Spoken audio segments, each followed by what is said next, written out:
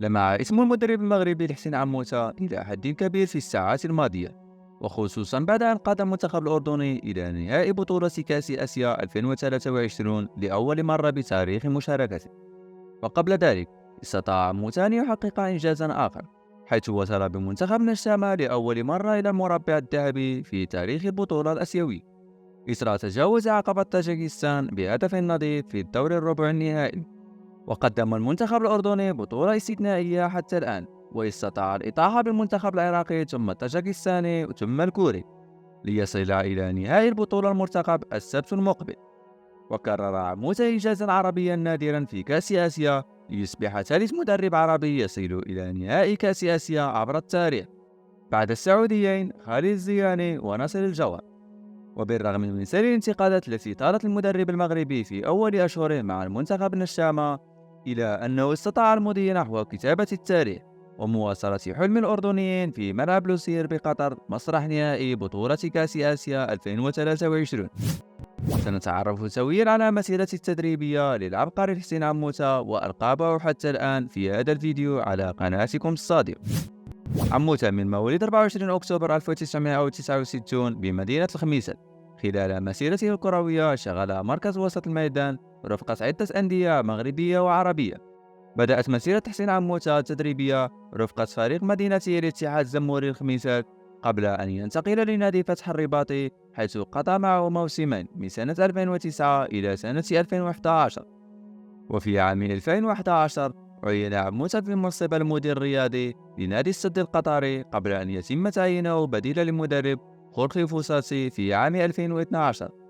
وفي يناير 2017 عاد عموتة إلى الدوري المغربي من بوابة نادي الوداد الرياضي، وقادهم للتتويج بلقب دوري أبطال أفريقيا الغائب آنذاك عن خزينة النادي لسنوات طويلة.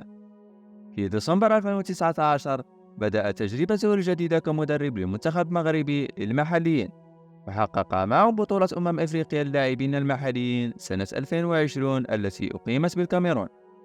وفي 18 أغسطس 2022 عين عموتة مدربا جديدا للوداد البيضاوي خلفا لوليد الركراكي، لكنه غادر سريعا بسبب مشاكل مع إدارة الفريق إثر غيابه عن التدريب.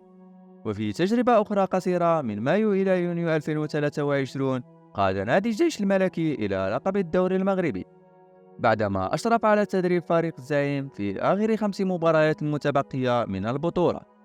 وحاليا يسطر اسمه في قارة آسيا بتجربة مع المنتخب الأردن، ويمتد عقد عموتة مع الاتحاد الأردني لكرة القدم إلى غاية سنة 2026. ألقاب حسين عموتة في مسيرته التدريبية حتى الآن. حسين حقق 10 ألقاب حتى الآن في مختلف المسابقات ومع عدة أندية، كما أنه على بعد خطوات قليلة قد يحقق لقبه ال11 مع منتخب الأردن.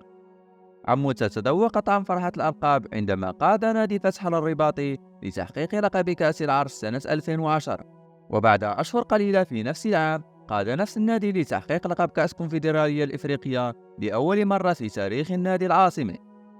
وعندما رحل إلى قطر لتدريب نادي السد لم يعد إلى المغرب فارغ الأيدي، حيث حقق 4 ألقاب، بداية بلقب دوري نجوم قطر سنة 2013، ثم كأس أمير قطر مرتين سنة 2014 وسنة 2015، وأيضا لقب كأس سوبر القطري سنة 2014. أما رفقة الوداد الرياضي حقق لقبين، هما الدوري المغربي للمحترفين موسم 2016-2017 ولقب دوري أبطال أفريقيا سنة 2017. وفي تجربته مع المنتخب المغربي للمحليين قادهم لتحقيق لقب بطولة كأس أفريقيا للاعبين المحليين سنة 2020 بالكاميرون. وقبل إنجازه التاريخي مع الأردن قاد نادي الجيش الملكي لتحقيق لقب الدوري المغربي موسم 2022-2023 الذي غاب على خزينة النادي لسنوات.